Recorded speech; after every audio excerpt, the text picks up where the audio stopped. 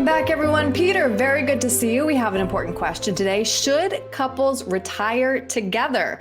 Couples should carefully consider the financial and emotional consequences of retiring simultaneously before making that decision. So you have 4 questions you want people to walk through before they finally make up their minds. First question is, have you correctly calculated your cost of living in retirement? Why is that question number 1? Well, because every day is a Saturday on vacation. And I know that my time is either spent making and earning money at work or out there in the world spending money. And the day after retirement, you don't have the work, you have all the free time in the world. So that is more time and temptation to go out and be spending money. Plus, you've got the list of items that you always envisioned retirement to be about that you want to go and do all of a sudden because you got the time. And so you're planning more trips, more activities, more vacations, more of those bucket list items. So yeah, the first several years of retirement especially can be a shock to the expense column of the ledger, and people are surprised that they are spending more money than A, they're used to spending, or B, than they even anticipated.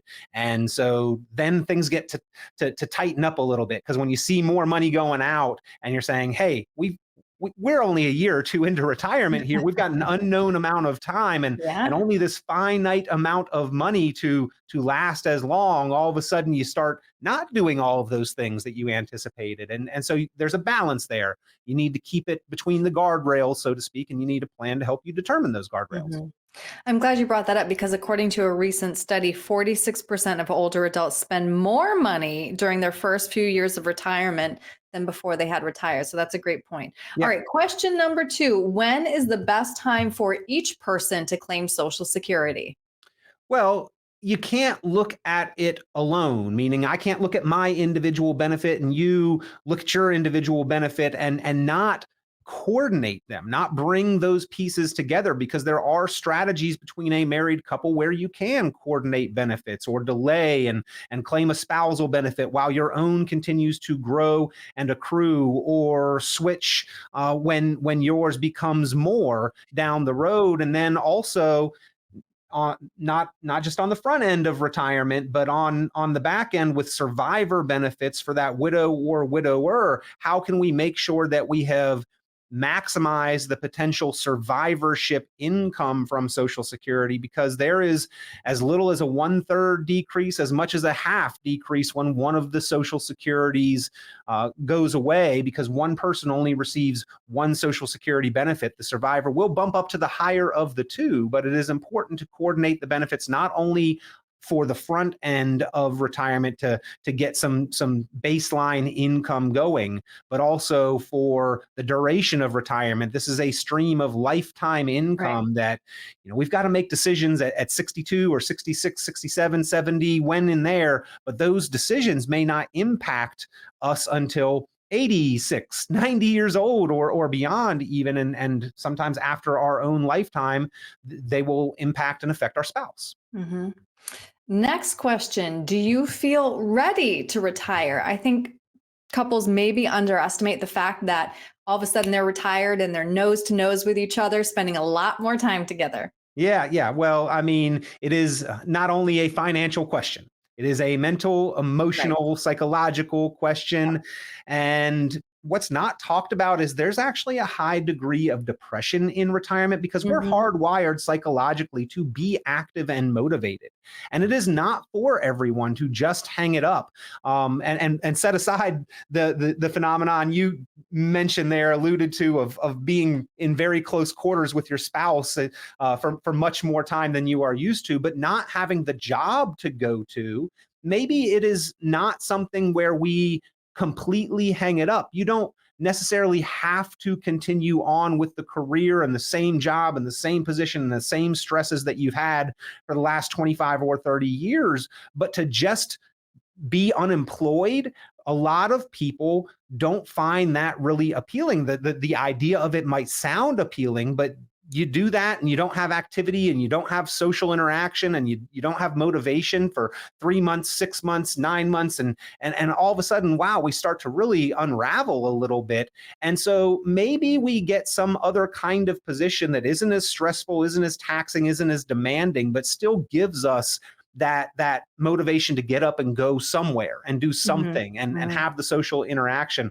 But yeah, then again, what you did allude to there, as much time right there face to face, nose to nose with our spouse. I've seen some funny comments and cartoons where retirement ends very quickly because we are not used to having those close quarters and maybe rub each other the wrong way, potentially more than we thought or ever imagined we would. So yeah, you have to think those things through. Maybe a trial retirement, maybe something where you're phasing back and instead of a full-time job, you've got something part-time or just to take up a few hours of the day to keep motivated and active. And then the last question, I guess just as important as all the others though, do you have a good retirement plan? Right. And you have to have a plan, right? You don't just jump in the pool without ever having taken swim lessons or knowing how to swim, or at least having a little life preserver close by. And likewise, jumping into retirement is a bit of an act of faith. You've got to have a plan for how you're going to make it on that other side. You got to map things out. Not only the Social Security that we just spoke about, that is a part of it, but from a high level, income, and the Social Security falls into that income category, but so do pensions and withdrawals and distributions from your retirement savings, investments, and what are you going to be able to count and rely on from your investment portfolio, or how do you project out that they work for you, and the order of operations and which to tap into the different buckets of investments that you may have built for yourself. Then taxes, how is each withdrawal and each stream of income going to be taxed? Healthcare and legacy. All of these things really must be addressed, I think, in anyone's plan. And certainly on the day that we retire, with the unknown amount of time in front of us, the assets that we have available to us, not planning on earning or contributing to them in 401ks or things like that. Again, we've got to have that plan in place. That is what's going to give us a high degree of confidence that we can live the lifestyle that we envision living and continue to be comfortable for the years to come through those different phases, the go-go years, the slow-go years, the no-go years. There's kind of a reverse bell curve there, as I've mentioned, where the spending sort of draws down a little bit after we do those bucket list items, but inflation needs to be factored in, healthcare expenses need to be factored in, and all of that is the plan ahead of time so that we're not caught off guard and surprised by them 10, 15, 20 years into retirement when it's too late to do anything about them. And, talking through these questions, Peter, it just underscores the importance of having a plan and thinking this through sooner rather than later. It is a very emotional decision more than just a financial one. So what's the best way somebody can reach you with questions? Yeah, give us a call. We are happy to talk through the emotional and the financial elements of making this transition to retirement with you and putting that plan together. We call it the optimized retirement plan. It does address income, investments, taxes, healthcare, and legacy. And to get started in that process, to have that plan in your hands, give us a call, 919-300-5886. Again, that is 919-300-5886, 919-300-5886. You can also visit online. It looks like richonplanning.com. And you don't get rich or stay rich on accident. It's a play on my last name. My last name is Rashawn. It's richonplanning.com. But you do need to have that plan. So richonplanning.com is what it looks like. You can email me, peter@richonplanning.com as well. All right, Peter, thank you very much. Always a pleasure, Erin. Thank you.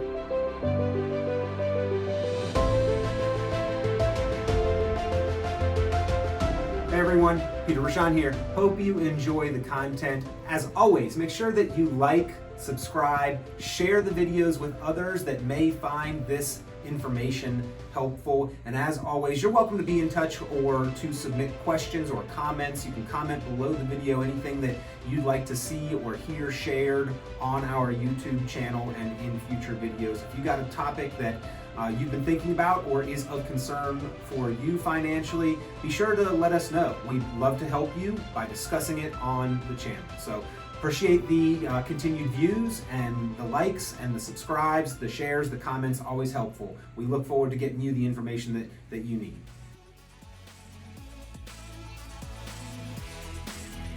This has been Planning Matters Radio. The content of this radio show is provided for informational purposes only and is not a solicitation or recommendation of any investment strategy. You are encouraged to seek investment, tax, or legal advice from an independent professional advisor. Any investments and/or investment strategies mentioned involve risk, including the possible loss of principal. Advisory services offered through Brookzone Capital Management, a registered investment advisor. Fiduciary duty extends solely to investment advisory advice and does not extend to other activities such as insurance or broker-dealer services. Advisory clients are charged a quarterly fee for assets under management, while insurance products pay a commission, which may result in a conflict of interest regarding compensation.